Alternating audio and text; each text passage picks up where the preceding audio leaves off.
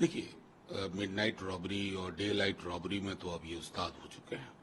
मुझे सिर्फ ये इसको घटना में नहीं मानता हूँ, ये दुर्घटना है। और इस दुर्घटना का बिगुल तो प्रधानमंत्री जी ने भोपाल में फूंक दिया था। 70,000 करोड़ के घोटाले गिनाए थे एनसीपी के।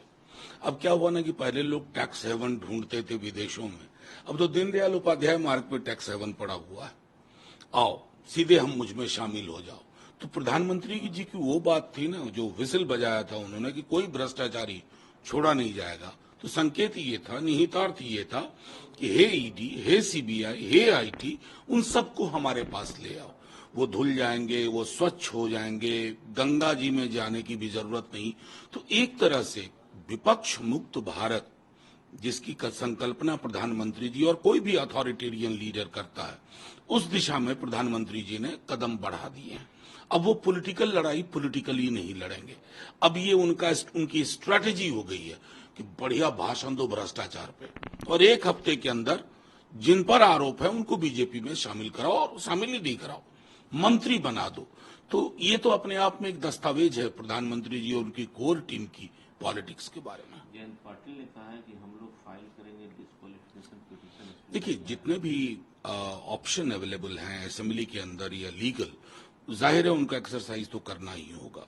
अभी तो तलवार लटक रही है एकनाथ शिंदे फैक्शन पे भी, लेकिन उससे लार्जर क्वेश्चन ये है, वो है क्वेश्चन मोरालिटी का, पॉलिटिकल मोरालिटी का। और मैं समझता हूं कि वर्तमान की भाजपा ने पॉलिटिकल मोरालिटी के सवालों को डस्टबिन में डाल दिया। उनके लिए कुछ नहीं, सत्ता चाहिए। सरकार चुराने में माहिर है। विधानसभा में एक सदस्य हो फिर भी सरकार बनेगी। तो जाहिर तौर पे लोकतंत्र का इतना कुरूप और भद्दा मजाक हमने तो कभी नहीं देखा। अजीत पवार कहते हैं कि हम लोग के साथ जितने भी एमएलए एनसीपी के हम लोग के साथ हैं। देखिए, हमने तारीफ भी की नरेंद्र मोदी। देखिए, मैं तो जाहिर है कि जब पार्टी में जाएंगे तो नरेंद्र मोदी जी की आलोचना करके थोड़े ही जाएंगे। वो तो शर्तें पहले तय हो जाती हैं कि आप आओ, मंत्री बनो, उसके बाद प्रेस कॉन्फ्रेंस में क्या बोलना है ये भी भाजपा के हेडक्वार्टर से आया था। उससे एक लाइन आप इधर उधर नहीं बोल सकते। लेकिन जैसा उद्धव जी के केस में मैंने कहा था कि आप विधायक सांसद ले जा सकते हो, पार्टी नहीं ले जा पाओगे। मैं आज आपके समक्ष कह रहा हूं कि आप शरद पवार जी की पार्टी के विधायक ले जा सकते हो, सांसद ले जा सकते हो, शरद पवार जी की पार्टी को नहीं ले जाओगे। उस आदमी में अभी भी इतनी कुव्वत है कि ईंट दर ईंट वो पार्टी को खड़ा करेगा, और जो भी व्यक्ति है ना जो आज सांसद विधायक बने हैं उनको लाले पड़ जाएंगे। छगन भुजबल कहते हैं कि पवार साहब ने कुछ दिन पहले ही कहा था कि नरेंद्र मोदी प्रधानमंत्री बन जाएंगे, और पॉजिटिव जेस्चर में कहा था। देखिए, अब वो उन्होंने कहा था या ये गढ़ हैं इनको। सवाल ये नहीं कि नरेंद्र मोदी जी प्रधानमंत्री बन रहे हैं अगली बार या नहीं। सवाल ये है कि क्या राजनीति का यही चेहरा होगा कि जहां आप एक सिंबल पे चुन के आते हैं और अचानक से एक बड़े डर के आगे आप अपने सिंबल पे चुने हुए आप अपनी जनता का अपमान करते हैं। ये ज्यादा महत्वपूर्ण है बनिस्पत इसके कि प्रधानमंत्री जी तिबारा जीतते हैं या नहीं, क्योंकि कई बार होता है कि किसी की जीत में देश की हार भी हो जाती है। टीएमसी के एमपी हैं सुब्रत रॉय, उन्होंने कहा है कि don't want opposition to have impact.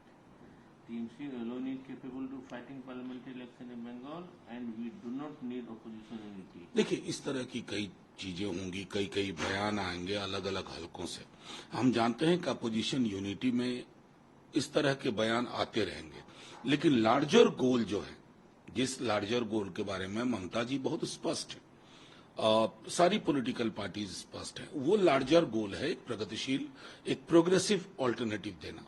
और मैं समझता हूं कि आने वाले दिनों में ये जो भी थोड़े बहुत बादल दिखते हैं वो छट जाएंगे।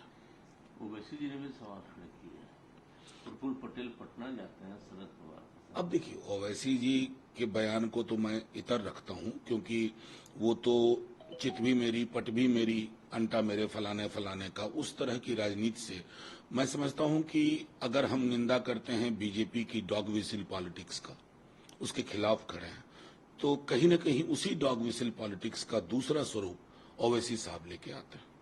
एकनाथ शिंदे ने कहा कि अब ट्रिपल इंजन की सरकार। अब पता नहीं, देखिए 3 इंजन के बाद तो बीमारी ही होती है। मैंने तो देखा है आमतौर पर ये डबल इंजन जिस महापुरुष ने पहली बार प्रयोग किया तो उसके भी हमने नतीजे देखे अलग अलग राज्यों में कि जहां आपकी सरकार नहीं है वहां आप एड रोक देते हो, जीएसटी के टाइम पे भुगतान नहीं होता है। अभी कर्नाटका में चावल की समस्या आप खड़ी कर दे रहे हो। तो ये राजतंत्र नहीं है कि आप डबल ट्रिपल कर ले। हाँ, ट्रिपल इंजन में एक जो एकनाथ शिंदे जी वाला इंजन है वो कितने दिन रहेगा, ये सवाल के घेरे में। अरविंद केजरीवाल की बात कर लो, उन्होंने कहा कि छत्तीसगढ़ को अब करप्शन के लिए जाना जाएगा, कांग्रेस और बीजेपी दोनों वहां। देखिए, ये वो अक्सर कहा करते हैं अलग अलग राज्यों में। अब ये सब मिले हुए हैं जी, ये तो जनता फैसला करेगी ना, क्योंकि जो छत्तीसगढ़ से खबरें हमें आ रही हैं कि कांग्रेस वहां रिपीट हो रही है। मायावती कहती है कि यूनिफॉर्म सिविल कोड के खिलाफ वो नहीं है, लेकिन जो तरीका है। देखिए, यूनिफॉर्म सिविल कोड के बारे में हमारे पार्टी की स्पष्ट राय है कि इसको डॉग व्हिसिल पॉलिटिक्स मत बनाइए। जब कॉन्स्टिट्यूएंट असेंबली में इस पर चर्चा की गई थी तो कहा गया था कि अभी इसको रोक दो, इसको डायरेक्टिव प्रिंसिपल्स में रखो, क्योंकि माहौल अभी ठीक नहीं है। लोगों के बीच में नफरत और घृणा की दीवारें हैं। बीते 9-10 वर्षों में तो वो दीवारें और मजबूत हो गई हैं, नफरत और घृणा की। प्लस इसको लोग हिंदू मुसलमान क्वेश्चन बनाते हैं, ये है ही नहीं। आदिवासी अधिकारों की बात है, उनकी परंपराओं, उनके रीति रिवाज की बात है।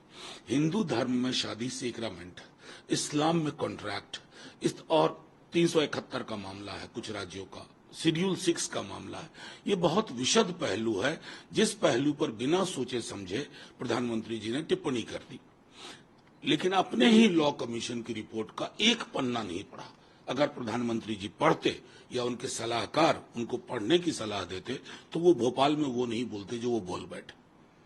राहुल गांधी ने बीआरएस को बीजेपी की बी टीम बताया है। देखिए, ए टीम बी टीम से इतर कल की मीटिंग उनकी मैंने विजुअल्स देखी, बहुत पावरफुल विजुअल्स हैं। जाहिर तौर पर तेलंगाना और आंध्रा में कांग्रेस एक समय बहुत मजबूत हुआ करती थी जब कंबाइंड था, तो जाहिर है अपने वो पॉलिटिकल नैरेटिव को अगर लोगों तक ले जा पा रहे हैं और उसको ट्रैक्शन मिल रहा, तो हम शुभकामनाएं देते हैं।